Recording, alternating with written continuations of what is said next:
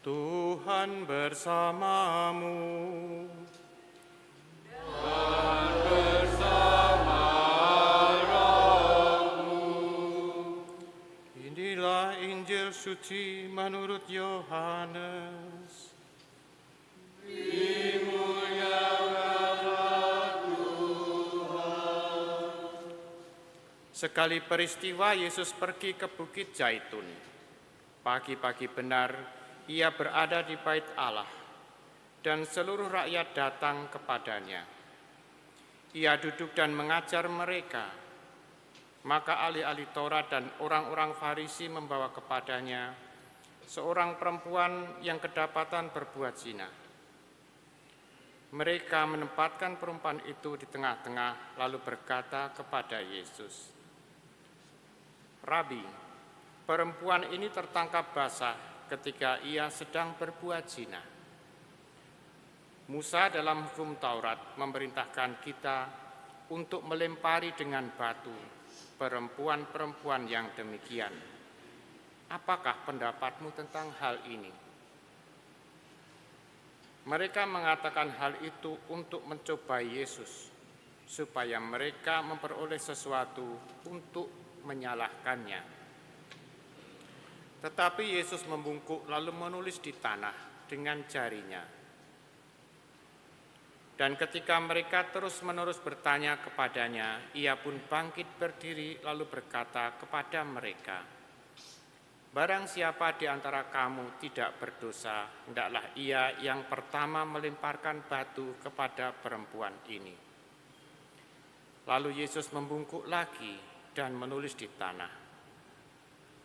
Tetapi setelah mereka mendengar perkataan itu, pergilah mereka seorang demi seorang, mulai dari yang tertua.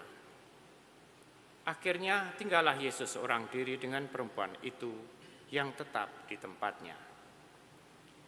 Lalu Yesus bangkit berdiri dan berkata kepadanya, perempuan, di manakah mereka? Tidak adakah seorang yang menghukum engkau?" Jawab perempuan itu, "Tidak ada, Tuhan." Lalu kata Yesus, "Aku pun tidak menghukum engkau. Pergilah, dan jangan berbuat dosa lagi mulai dari sekarang."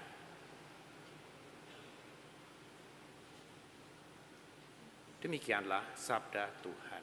Terpujilah Kristus.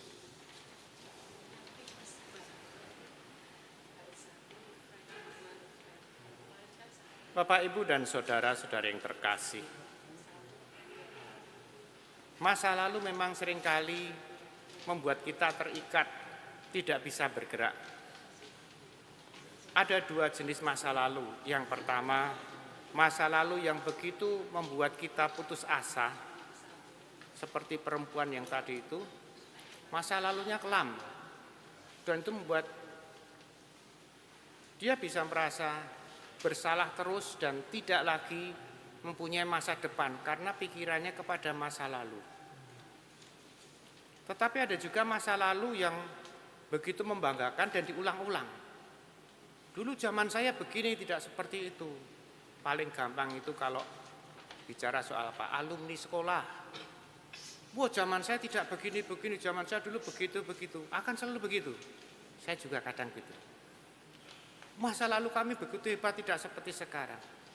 Bapak, Ibu, dan saudara yang terkasih, manusia hidup itu maju, tidak mundur.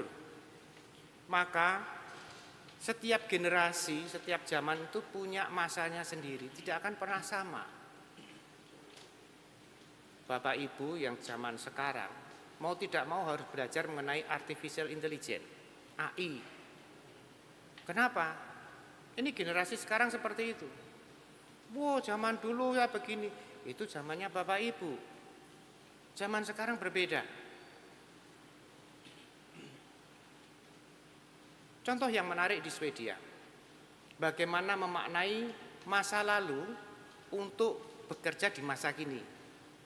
Yaitu setelah 15 tahun pendidikan di Swedia berkecimpung dengan dunia teknologi informasi, mereka memutuskan sekarang anak-anak kembali memakai buku. Apakah itu mundur? Tidak. Karena ternyata mereka menemukan bahwa nilai-nilai masa lalu dengan buku itu akan membuat anak-anak lebih cerdas. Apakah mereka menolak teknologi informasi? Tidak juga. Tetap pada zaman ini.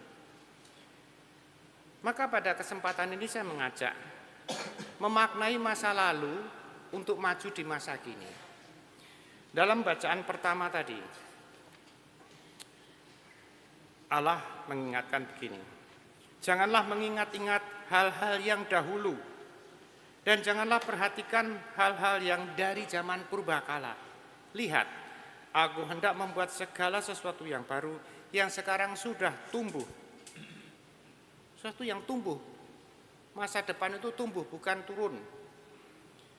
Paulus, masa lalu dianggap sampah. Dia memaknai masa lalunya itu masa yang kelam.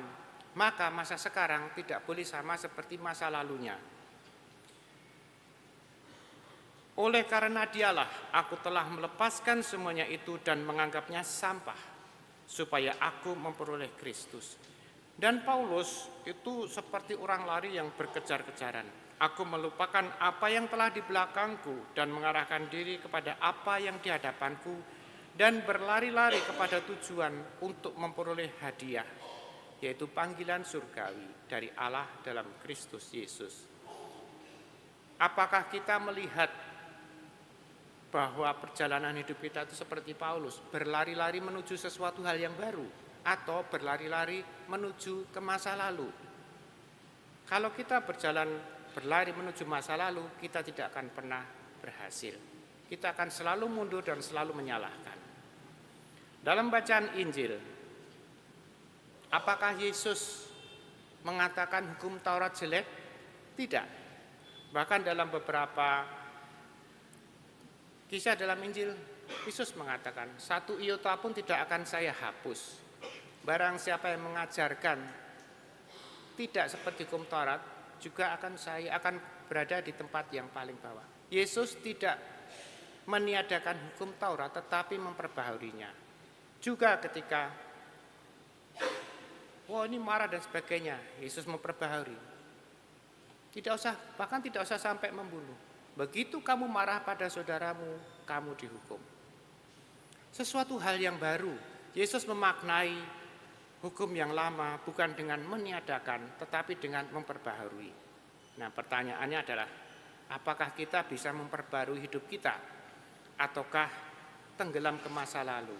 Itu semuanya di tangan kita sendiri. Bapak, Ibu, dan saudara-saudara yang terkasih,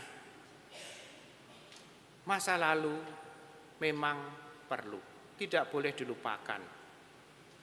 Seperti kata Presiden pertama Soekarno, jas merah. Apakah ada anak-anak muda yang masih tahu apa itu jas merah? Pasti jawabannya jas yang bukan biru.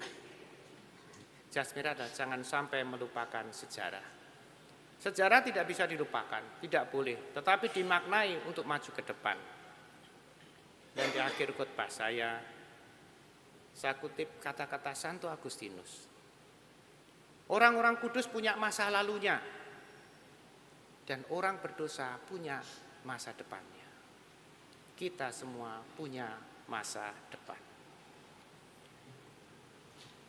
Marilah hening sejenak. Allah yang makasih, pada hari ini Kau mengajak kami semua untuk mengarahkan pandangan kami kepada Putra-Mu, untuk memaknai masa lalu kami, agar kami dapat bergerak menuju ke masa depan, mengarah kepada Putra-Mu. Bantulah kami manakala kami lebih suka menengok ke masa lalu kami dan tidak bergerak menuju ke arah Putra-Mu. Bantulah kami untuk berani kembali memandang wajah Putra-Mu dengan sukacita.